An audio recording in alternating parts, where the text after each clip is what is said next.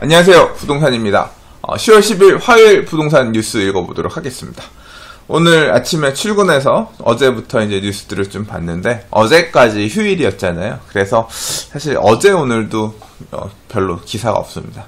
그래서 기사들 좀 보다가 몇 개 꼭지 정도만 조금 살펴보도록 하겠습니다. 근데 이제 이번 주 또는 뭐 다음 주 정도 10월 중에 오픈하는 서울 주요 모델하우스 얘기들이 있어서 그 얘기 조금 시간을 둬서 얘기해 보도록 할게요.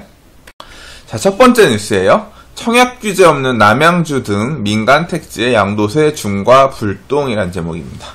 파리부동산 대책에서 나왔던 내용 중에서 이제 소득세법 고치는 부분들이 있습니다. 양도소득세 부분 다주택자들에게 중과하겠다라는 거랑, 그 다음에 비과세 요건에 거주 요건 2년을 붙여서 좀 비과세를 받기 까다롭게 만들겠다. 세금 부분을 건드리는 얘기가 파리부동산 대책에 많이 있었는데요. 그 대상이 되는 지역들, 다시 말해서 다주택 중과라든가 2년 거주 요건이 붙는다든가 하는 대상이 되는 지역들이 모든 아파트, 모든 주택에 다 걸리는 건 아니거든요. 이제 그 부분에 대한 얘기가 이제 약간 문제가 있는 것 같다. 그러니까 뭐라고 해야 될까요? 이 군대에서 그런 거 있잖아요. 단체 행동이다. 군대는 단체 행동이니까 옆에 친구가 잘못하면 너도 같이 이 단체니까 같이 이 벌을 받아야 된다 해서 이제 얼차를 받고 하는 그런 느낌처럼 이 규제도 그런 느낌으로 좀 설계가 되어서 문제가 있는 것 같다. 이제 그런 꼭지로 설명하고 있는 기사입니다. 내용을 좀 자세히 살펴볼게요. 자, 기사 내용을 읽어봅시다. 자, 경기도 남양주시 도농동에 거주하는 주부가 이 동네 아파트를 사러 중개업소에 갔는데, 양도소득세 비과세 요건을 적용받으려면 2년 거주를 해야 된다라고 해서 깜짝 놀랐대요. 왜냐하면 양도세 비과세 2년 거주 요건이 청약 조정 지역인 공공택지에만 해당되는 게 아니라 민간 택지에 있는 주택에도 적용된다라는 거예요. 이게 그러니까 청약 기준하고 소득세 기준하고 이게 조금 다르다는 거죠. 이 청약 조정 지역이란 거는 작년 이맘때네요. 11.3 부동산 대책에서 처음 도입된 겁니다. 그러니까 당시에 아파트 청약 과열이 생기니까 분양권 전매를 일부 제한하기 위해서 이제 나온 개념인데요.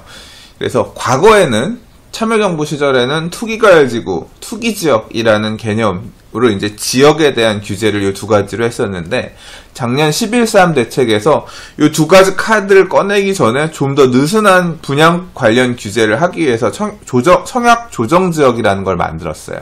그랬는데, 요번에 이제 부동산 대책이 나오면서 이 조정 대상 지역의 그 분양권 전매 등에 관한 규제에만 거는 게 아니라 이제 지금 소득세에 관한 이런 규제들도, 소득 세금, 세제 관련 규제들도 이렇게 추가가 되게 된 건데, 그러니까 그 지역에 대해서 들어가는 규제를 정하고 있는 법 종류가 다른 거죠. 주택법에서 청약을 규제하는 거고, 소득세법에서 이제 이 양도소득세라든가 양도소득세 비과세 요건을 정하는 건데, 그 두 개 기준이 다르다 보니까 이제 일반인들은 그런 부분들을 약간 혼동하는 게 있는 건데, 기사에서 설명하고 있는 지역은 이제 4개 지역 정도인데, 하남시, 고양시, 남양주시, 동탄이 신도시 같은 경우는 청약 조정 지역이 시 전체가 아니라 그 시의 공공택지만이라는 거예요. 이게 왜 그러냐면 서울 같은 경우는 다 도시화가 진행돼서 다 거의 택지나 거의 준하는 땅이라고 볼 수 있지만, 이런 수도권, 서울 주변에 있는 수도권 땅들 같은 경우는 이게 말 그대로 그린벨트라든가 빈 땅을 풀어가지고 거기다가 이제 주택을 공급하는 거거든요. 그러니까 그 딱 신도 지나가면 바로 옆에는 논밭 나오고 이렇게 좀 되게 황량한 미개발 지역들이 많이 나오는데, 같은 두 개를 분양할 때 같은 지역으로 규제할 수 없다는 거예요. 그러니까 범위 자체를 공공주택지구, 공공택지의 주택으로 딱 한정해서 분양할 때 분양권 전매라든가 이런 규제를 해왔던 건데, 이 소득세법에서는 지금 그런 부분 상관없이 똑같이 조정 대상 지역, 청약 조정 지역으로 정해졌으면 그냥 같이 규제를 하겠다라고 이제 바뀌었다는 거죠. 이 청약 조정 지역 안에서도 가격 차이가 어느 정도 나냐면, 공공 택지 같은 경우 다산신도시, 남양주 다산신도시 같은 경우는 뭐 분양가만 하더라도 3억에서 4억 정도 선, 지금 뭐 프리미엄 포함하면 거의 5억 가까이 하는 걸로 알고 있는데 제가 정확한 건 모르겠어서 더 할 수도 있어요. 근데 그 인근에 같은 남양주에 이제 비슷한 면적의 아파트는 뭐 2억 4천에서 2억 9천만 원이라 가격 갭이 꽤 난다는 거죠. 평당가를 따지더라도 고양시 같은 경우는 이제 얼마 전에 분양했던 이제 지축지구 같은 경우 한 1,500대 분양하고 있는데, 이제 같은 고양 안에 있는 조금 비인기 단지 같은 경우 평균 640만 원 선이라서 가격 갭이 되게 많은 거죠. 그러니까 가격 차이도 되게 많이 나고, 지금 어떤 과열이나 이런 것에 해당이 되지도 않고, 분양권 전매를 규제하기 위해서 만든 청약 조정 지역에 대한 규제가 소득세법에 따라서 들어오면서 괜히 우리 집까지 덤탱이를 이렇게 벌 받는 거는 조금 불합리하다. 이건 좀 말이 안 된다. 뭐 이런 식의 기사에선 얘기를 하고 있어요. 저 딱 보니까 기사에도 이렇게 얘기하고 있네요. 건설업계 관계자는 애초에 청약조정지역이라는 것이 청약 과열을 막기 위해 도입한 제도인데 6.19와 파리 대책에서 대출 규제와 양도세 중과 등의 규제 대상을 청약조정지역으로 잡은 것부터 무리가 있다 라고 이제 얘기를 하고 있죠. 근데 사실 투기과열지구도 처음에 도입 자체는 마찬가지로 청약조정지역처럼 이 분양권 규제를 막기 위해서 도입됐던 건데, 아무튼 과열이 됐는데 분양을 이런 식으로 잡는데 지금 좀 전에 소득세뿐 아니라 세법 관련된 부분 아니라 대출 규제까지도 똑같이 지금 조정 대상 지역 내 DTI, LTV 규제가 들어가면서 이제 그 인근의 아파트들이 인근의 주택들이 피해를 입고 있다. 핀셋 규제를 한다고 해놓고서 실제로는 그렇지 않다. 좀 불합리해서 조금 수정을 해줬으면 좋겠다. 과도한 조치다. 이런 의견이 있다라는 내용의 기사입니다. 그런데 이런 내용에 대해서 국토부 관계자는 양도세 중과와 대출 규제 대상을 공공택지로만 한정하면 민간택지 주택의 풍선 효과가 나타날 수 있고, 결국 같은 급수로 따져야 되는 거 아니냐. 지금 바로 공공택지에 있는 기존 아파트는 양도세가 중과되는데 바로 인근에 또 아파트를 뭐 지역주택조합인위에서 짓기도 하죠. 예. 바로 옆에 있는 아파트는 민간택지라는 이유로 양도세 중과 대상에서 제외할 수 없다는 입장이라고 하고, 그래서 정부가 이런 좀 합리적이지 않다라는 일부의 주장에 대해서 바꿔줄 생각은 없어. 예, 뭐 그렇게 답변을 하는 것 같습니다. 사실 생각해보면 이런 부분도 있습니다. 똑같아요. 왜냐하면 이제 서울 같은 경우는 서울 안에서는 투기 과열지구, 투기 지역으로 나뉘지만 사실 같은 투기 지역 안에서도 또는 같은 투기 과열지구 안에서도 보면 물건의 형태나 지역의 형태나 이런 거에 따라서 또 많이 차별화되거든요. 그러니까 예를 들자면 같은 투기 과열지구 안에 있는 인기 지역 아파트, 말 그대로 집값이 폭등하고 있고 어떤 되게 비싼 아파트예요. 근데 그 같은 구에 되게 좀 좋지 않은 지역에 노후한 주택이 있다고 해보겠어요. 근데 같은 투기과열지구거든요. 이 주택 같은 경우는 우리는 뭐 부동산 가격이 올랐다는데 하나도 안 오르고 그냥 똑같아요. 근데 왜 우리 집도 양도소득세도 중과며 뭐 대출 규제면 똑같이 받아야 되나요? 되게 억울한 얘기를 할 수가 있죠. 집값이 오른 건 저 옆에 있는 비싼 아파트인데, 그러나 규제는 똑같이 가고 있잖아요. 그래서 이런 제도라고 하는 게 모든 부분들, 이런 규제라고 하는 게 모든 부분들을 이렇게 좀 디테일하게 형평성을 고려해가면서 정책을 짜는 게 정말 어려운 것 같아요. 아무튼 뭐 이 기사를 통해서 주의하셔야 될 부분은 청약 조정 지역에서도 뭐 공공택지가 아니더라도 2년 거주 요건이 붙는다거나 혹시나 나중에 이제 파실 때 양도소득세 중과 부분이 내년 4월 이후에 살아나면 그 부분이 규제가 되는 거라는가. 현재도 대출 규제 부분에 있어서는 적용이 되고 있으니 미리 이제 어떤 의사결정을 하시기 전에 주의하셔라. 한번 짚어보고자 기사를 읽어봤습니다. 자, 이 기사는 뭐 가점 제각대로 청약 당첨 멀어져 오피스텔 찾는 신혼들이라는 뭐 동아일보 기사인데요. 이제 과거에 제가 파리 부동산 대책이든 6.19 대책 나오기 전후부터 이제 규제가 계속 생기면, 그리고 이제 청약 제도 자체가 무주택자들 우선으로 이제 배정해주는 형태로 가면 그 권역에 들어갈 수 없는 배제된 사람들 같은 경우는 결국 그러니까 이제 좀 가점이 높을 수 없는 사람들 같은 경우는 정말 이쪽에도 저쪽에도 끼지 못해서 오갈 데 없는 신세가 되면서 이런 사람들이 나중에 진짜 집을 사고 싶을 때 나중에 확 이렇게 몰려가지고 청약해도 안 되고 집을 사지 말라고 해서 기다렸는데 집값은 오르는 게 되게 부담스럽고 이런 사람들이 나중에 이제 몰려와 집을 사면서 이게 되게 불안 요소가 될 수도 있다. 이제 그런 얘기를 한 바가 있는데 어떻게 보면 이제 그런 대상들에 대한 얘기를 다룬 기사예요. 그래서 뭐 기사 끝 말머리에 보면 청약해도 잘 안 되고 하니까 그냥 아예 실수요로 집 산다 그래서 뭐 좀 인기 지역에 주택 아파트는 안 되니까 뭐 빌라든 아니면 이런 것들을 구입해서 가는 수요들이 덜어 있더라. 이제 그런 내용으로 설명하고 있는 기사인데 이 기사에서 제가 보고 싶었던 거는 뭐 그거는 계속 해왔던 얘기기도 하고 또 흐름은 또 봐야 되는 거니까 제가 얘기하고자 했던 거 요 정리가 잘 돼 있어서 요 내용을 보려고 했습니다. 그러니까 제가 요 설명은 꼭 지는 제목을 바꿀 거예요. 10월에서 분양 예정인 주요 아파트 요 내용입니다.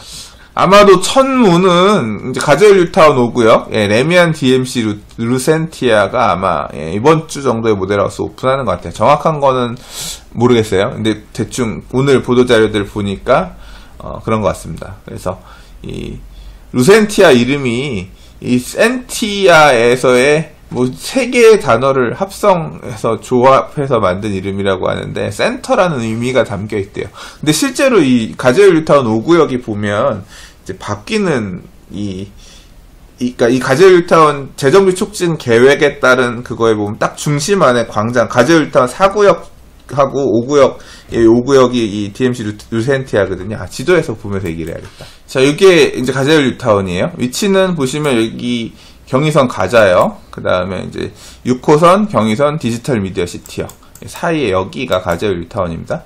그래서 여기가 가재울 뉴타운 3구역이 여기가 3293세대 이쪽이. 그 다음 남가자 삼성레미안 2차. 얘가 남가자 8구역이었던가요, 여기가? 아무튼 제가 지금 정확하게 기억이 안 나요. 그리고 여기가 이제 가재울 뉴타운 4구역. 그래서 여기가 이제 DMC 파크뷰자이. 이 두 개 단지가 굉장히 큰 규모라서 가재울 뉴타운의 메인 센터였고요. 가재울 뉴타운 1구역, 2구역이 있었고요. 그다음 이쪽이 지금 가재울 뉴타운 5구역, 6구역 그렇습니다. 6구역은 분양했죠. DMC 에코자이라는 이름으로 분양했고, 여기가 지금 요번에 분양한 가재울 뉴타운 5구역인데요. 여기도 가재울 뉴타운 5구역입니다. 여기도 5구역이고. 그래서 지금 루센티아 센터라는 의미가 뭐냐면 이 가자 삼거리에서 들어오는 이 길 있잖아요. 이게 옛날에는 이 재개발해서 이렇게 큰 길이 뚫리기 전에 옛날에는 이렇게 갔어요. 이 가재울 뉴타운 1, 2구역이 있는 이쪽으로 이렇게 길이 가게끔 되어 있었는데 이 길을 다 폐쇄해서 아파트로 막고 이 길이 이렇게 네모 반듯하게 메인으로 뚫리거든요. 그래서 이게 중앙길이 됩니다. 요 길이. 여기에서 딱 중앙길에 나오는 요 광장 있죠. 여기가 말 그대로 이 가재울 뉴타운의 센터라고 되고 있는 거예요. 여기가 중앙공원이 있지만 실제로 이제 가재울 뉴타운 재정비 촉진 계획에서 다루고 있는 센터는 여긴 거죠. 그 센터를 끼고 있는, 그래서 센터 안에 여기 보면 가재울 4구역 이쪽에도 보면 이 건물 밑에 보면 중심상가처럼 상가들이 쭉 있어요. 이 라인으로도 상가들이 있고 이렇게 상가가 원형으로 이렇게 쭉 둘러서 만들어지게끔 이렇게 되어 있습니다. 뭐 아무튼 그렇거든요. 이 가재울 뉴타운 5구역, 이 지금 DMC 에코자이는 이쪽이고요. 가재울 뉴타운 5구역 여기에요. 이렇게 요거까지 해서 여기 두 동이 들어가고 여기까지 해서 이렇게 들어가는데, 아무튼 여기가 분양을 이제 요번에 시작하고요. 자, 또 한 군데는 어디냐? 힐스테이트 신길 가칭이라고 되어 있는데 이 신길 뉴타운 9구역입니다. 올해 신길 뉴타운 분양들이 많이 있었죠. 자, 여기서부터 출발하겠습니다. 자, 여기가 여의도예요. 여의도 남쪽에 보면 영등포구에 두 개의 뉴타운이 있습니다. 여기 영등포 시장역을 끼고 있는 요 주변에 되게 도시명 뉴타운으로 2차 뉴타운으로 기획된 영등포 뉴타운이 있어요. 영등포 뉴타운도 이번에 분양하는 거 하나 있는데, 영등포 뉴타운 안에서 제일 메인 단지는 아타스라고 불리우는 아크로타워 스퀘어, 영등포 뉴타운 1-4구역이 있죠.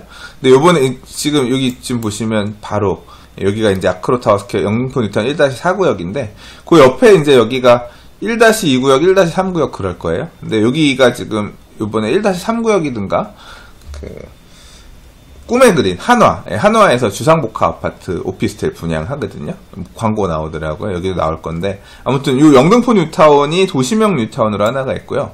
요 밑으로 내려오면 영등포역이랑 신길역이랑 이 밑에 쪽에 보면 여기 정확하게 얘기하면 신풍역 쪽입니다. 이쪽에 요렇게가 신길 뉴타운입니다.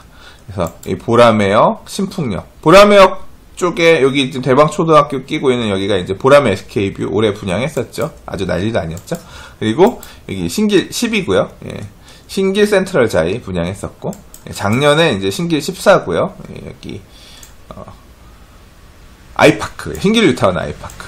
그리고 기존에 입주한 단지 11구역 프레비뉴, 그 다음에 레미안 에스티움 7구역 있었는데, 요번에 분양하는 9구역은 어디냐면 여기에요. 위치가 신길 뉴타운의 딱 중앙이죠.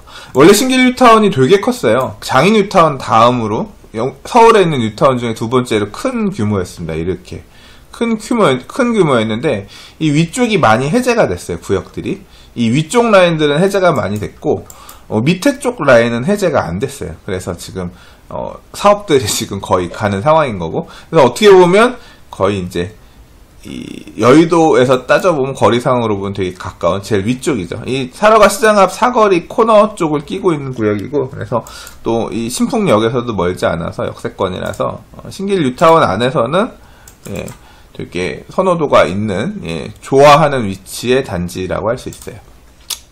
네, 여기 보면 이제 신길 8구역도 분양할 거고요. 여기도 거의 막바지입니다. 여기 GS건설, 그리고 여기 신길 3구역 포스코건설일 거예요. 아마 여기까지 분양하면 신길 뉴타운은 거의 마무리 되는데요. 그래서 9구역도 일반 분양 물량이 꽤 많이 있었던 것 같아요. 그래서 세대수도 보시면 1500세대 정도 되니까 분양 나오는 물량들 좀 10월 안에 분양을 한다고 보면 관심 있게 보시면 괜찮을 것 같습니다. 자, 그 다음에 녹번역 이편한 세상 캐슬이라고 되어 있는데, 녹번역 주변으로도 재개발 구역이 많아요. 녹번역이 보시면 이렇게 이 통일로라 그러죠. 여러분 잘 아시는 아주 그냥 올해 강북의 아파트들 중에서는 가장 이름이 많이 나온 단지가 아닐까 싶은 경희궁자이 경희궁자이 여기입니다.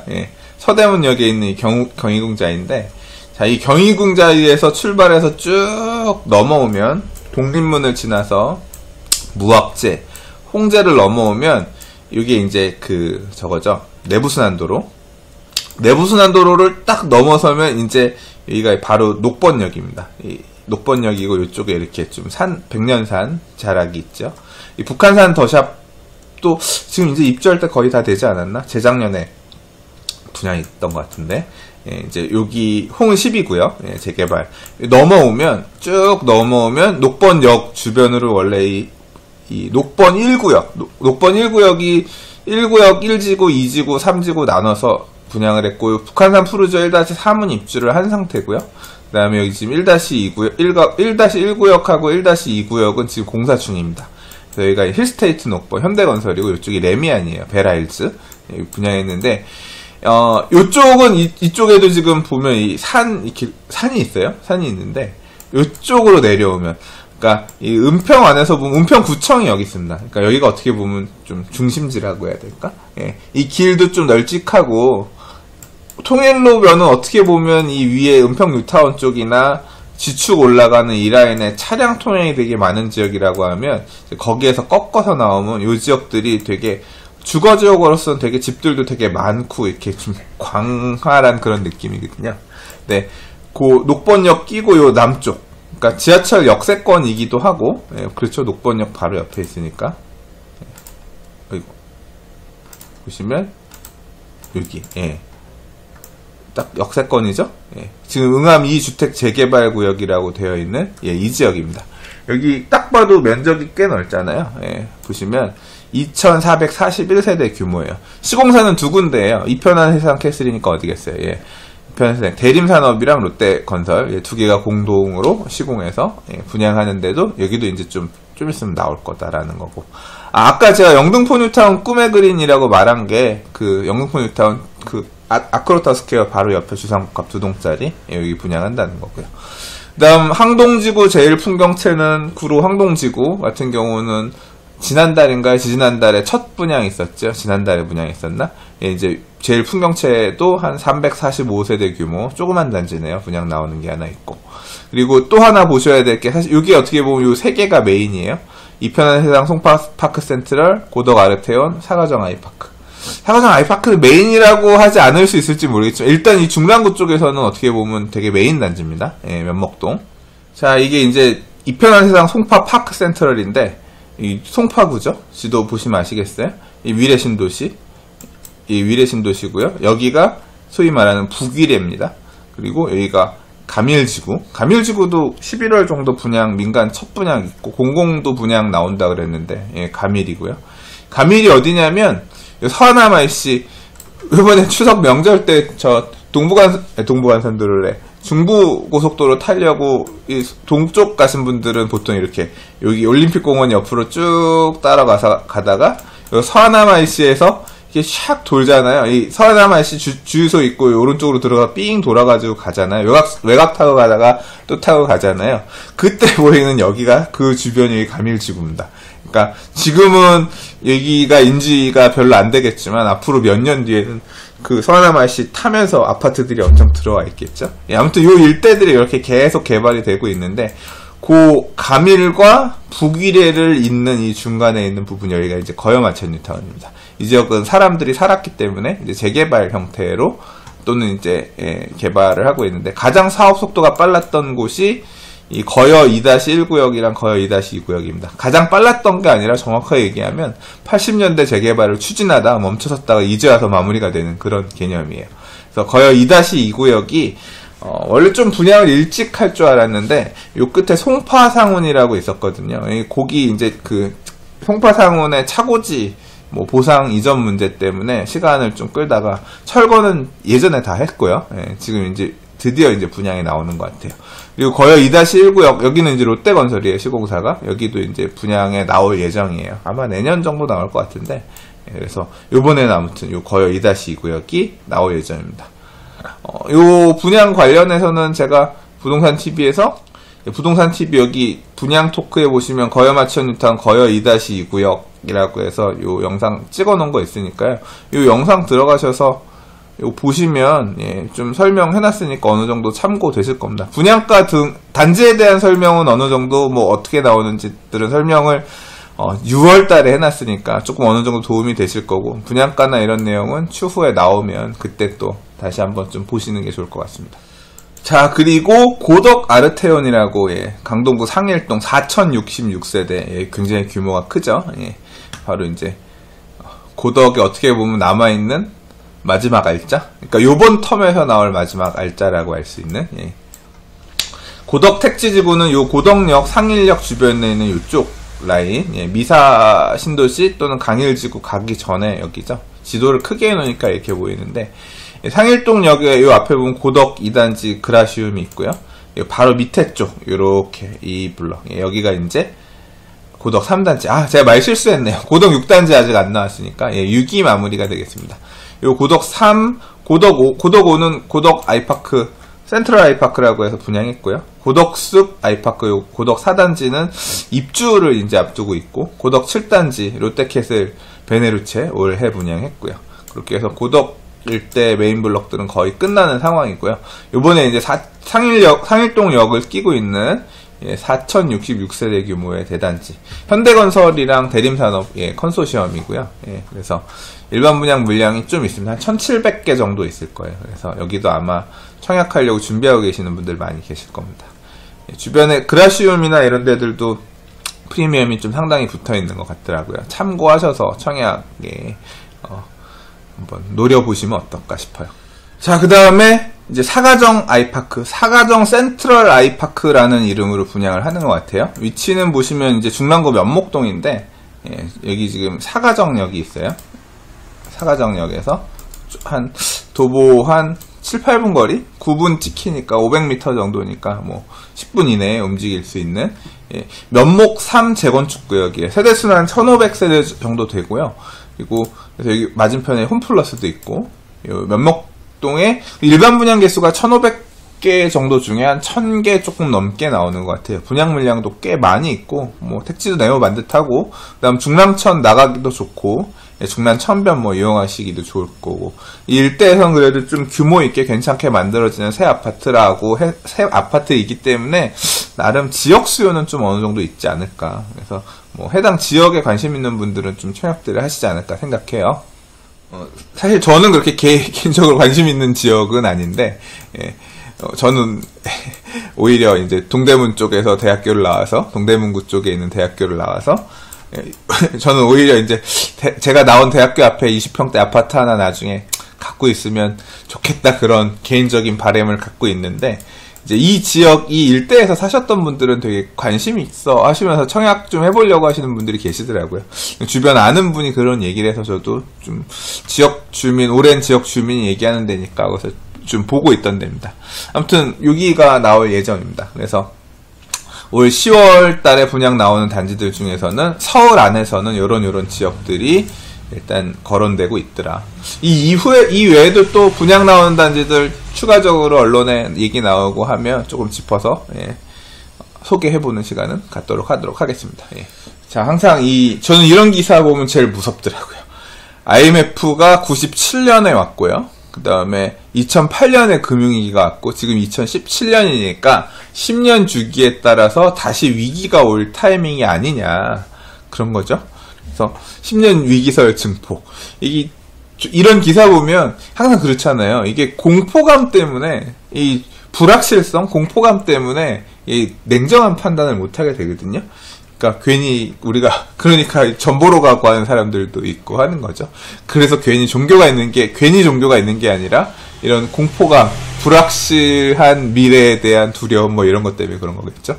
근데 지금 기사에서 얘기하는 부분은 지금 대외 악재가 막 늘어나고 있고, 지금 경기도 생각보다 좋지 않고, 뭐 11조 원의 추경을 했는데도 뭐 경제 성장률 자체는 되게 미미한 편이고, 그리고 또 대북 리스크라든가 미국이 우리나라한테 호의적이지 않아서 FTA 재협상, 당연히 이제 우리한테 불리하게끔 재협상 하자 얘기하는 부분도 있고, 중국 부분 사드 문제 때문에 중국이랑 불편한 부분 때문에 중국에서 수익 나는 부분도 뭐 줄어들고 이런 것 때문에 우리나라가 점차 위기로 가고 있는 거 아니냐. 그래서 내년에는 또는 내년에 말 그대로 좀 우리나라가 이 IMF나 2008년 미국 위기, 금융위기 때처럼 좀 힘든 상황이 되지 않겠느냐.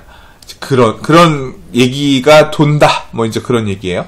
사실은 그래요. 이게 저도 IMF를 되게 뼈아프게 경험해봤고, 제가 경험한 게 아니라 저희 부모님이 경험하신 거죠. 그러면서 이제 되게 무섭다라는 공포감이 개인적으로 있고, 그 다음에 2008년 금융위기로 인한 어떤 힘든 거? 사실 2008년 금융위기 때 2008년 가을에 진짜 심란했던 것 같아요. 저도.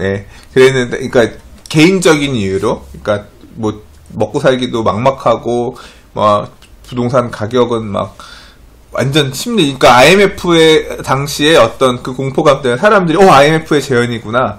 그래서 이제 우리나라 또 작살나는 거 아니냐. 이런 것 때문에 심리 막 얼어 죽으면서 대체 어떻게 살아야 되지. 막 이렇게 심리적으로 되게 불안했던 10여 년 전.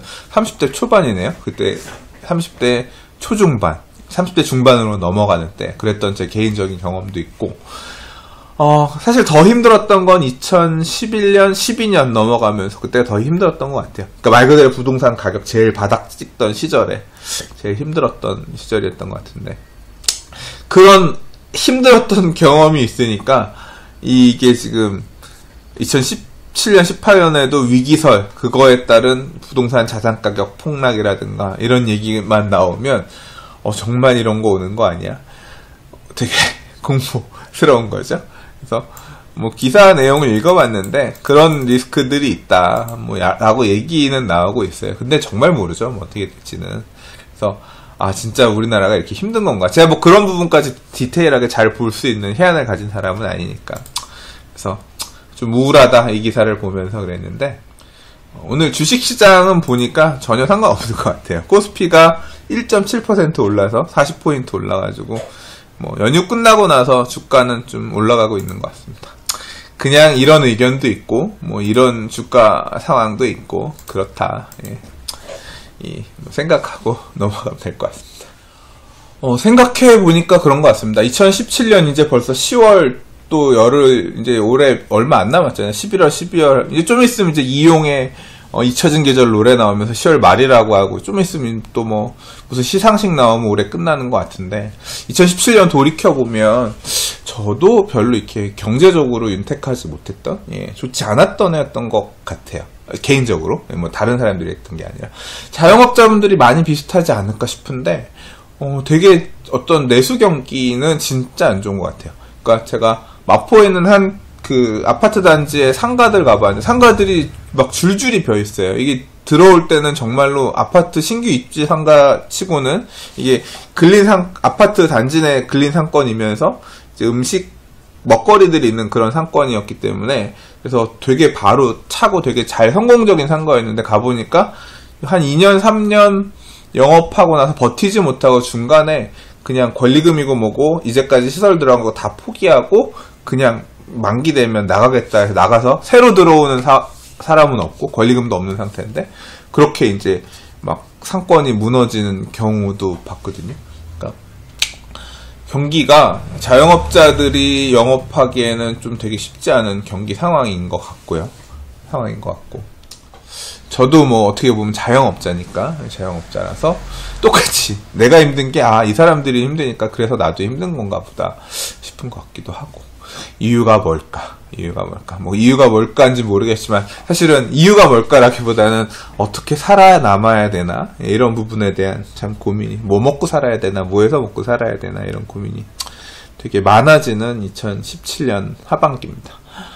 그래서 뭐 방송에서 몇 번 얘기했지만 제 나름대로 내린 결론은 지출을 줄이는 수밖에 없는데 어떻게 하면 이악 물고 지출을 줄여야 되나 좀 막막하고요. 먹먹하고 그렇다고 막 뭔가 자산을 처분하고 정리해서 현금을 좀 들고 있으면서 이 위기를 타개하자고 하니 내야 될 양도소득세든 세금도 생각보다 많은 편이고 세금을 내고 사라진다는 건 말 그대로 자산이 상실되는 거잖아요. 그러니까 가격이 폭락해서 빠지는 거나 세금 내서 없어지는 거나 선택을 해야 되는 문제니까 그것도 그렇고 여러 가지로 좀 불안합니다. 내년에 뭐 먹고 살아야 되나 해서부터. 그래서 뭔가 좀 하려고 지금 노력은 하고 있는데 이게 누가 뭘 이렇게 하면 어떻게 될 거야를 딱 짚어주는 게 아니라 결국 내가 생각해서 판단해서 움직여서 뭔가를 만들어내야 되는 입장이니까 되게 고통스럽고 뭔가 이렇게 가시적인 성과가 드러나지는 않습니다. 스트레스만 계속 쌓이는 상황인 거죠. 부동산 TV가 엄청 잘 돼서 그런 걱정이 없어지게끔 해주면 좋겠지만 사실은 지금 부동산 TV를 찍고 있는 사무실 월세도 아직까지는 충당되지 못하는 수준의 광고 수입이라서 그리고 뭐 이런 상황으로 봐서는 단기적으로는 큰 기대는 하기 어려울 것 같고 그러네요. 아무튼 오늘은 좀 짧게 얘기한다 그랬는데 뭐 아파트 분양하는 단지 얘기를 하다 보니까 좀 길어진 부분도 있고 끝 마무리에서는 넋두리까지도 하게 되네요. 자, 오늘 뭐 뉴스는 이 정도 하고 내일부터는 또 뉴스 많이 나오겠죠. 기자분들 출근하실 테니까 또 다른 뉴스들 읽어보도록 하겠습니다. 아직 부동산TV 구독하기 누르지 않으셨다면 구독하기도 좀 부탁드리겠고요. 좋아요도 영상에 찍어주시면 큰 도움이 될 것 같습니다. 감사합니다. 부동산이었습니다.